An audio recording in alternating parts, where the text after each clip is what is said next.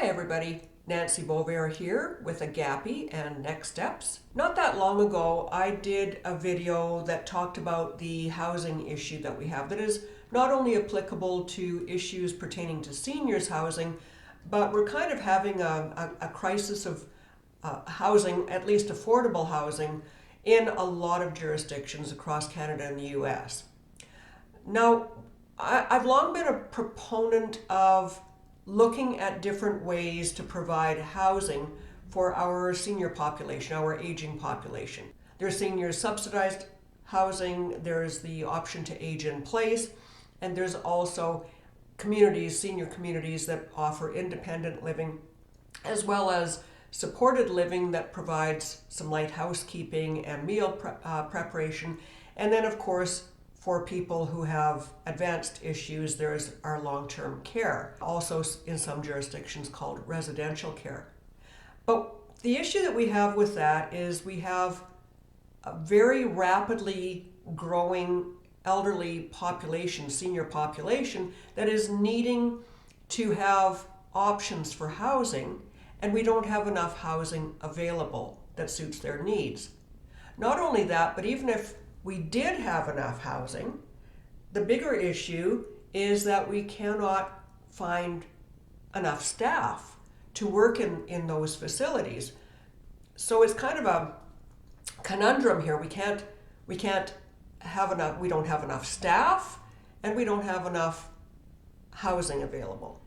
So I've long been a proponent of finding alternatives to what is available out there. I don't think that it makes sense for us to continue to build these facilities where we are essentially warehousing our seniors rather than finding options that allow our seniors the flexibility and the agency over their own lives to make some options and socialize with who they want and eat when they want. So I was really interested to find an article that came across my feed just a couple days ago, and it was about just that, some options that are existing, and some of them are starting to take form a little bit with some community supports in place, but for the most part, things are just falling into place. And I think that we need to take a bigger and a better look at some of these options. So one of the options, they talked about a woman who has lived in her apartment building for several years, and over the years, the population within her apartment building has aged as well. And now 75% of the people living in that apartment building are seniors. So what they did is they got together as a community, and they started to bring in the supports that they needed. They bring in people for entertainment. They bring in services that they need. So by being innovative and working as a community, they have found a solution. My only concern about that is it doesn't say in the article whether these people own or rent those apartments. My concern would be that at some point, perhaps the apartment building gets bought out, and these seniors are left with nowhere to live. So that's one option. Another option is about three ladies who had been widowed, and they were looking for a solution for not just their loneliness, but for affordable housing. So the three of them pooled their resources, and they purchased a home, and they lived in that home together. They each had their own space, but then obviously they had their communal space. So they purchased this home, and then they just split the operating costs of the home and their food costs on a monthly basis. Then another option is called co-housing. And I have looked up, there is an association. I did look them up online, and they're not particular for the needs of seniors. They do have co-housing options available for families as well. There are a number of them across Canada. This was a Canadian website. There are a number of them across Canada, but there aren't all that many. And what they do is they provide an opportunity to live in a community while still being independent. In some cases, they're apartment buildings.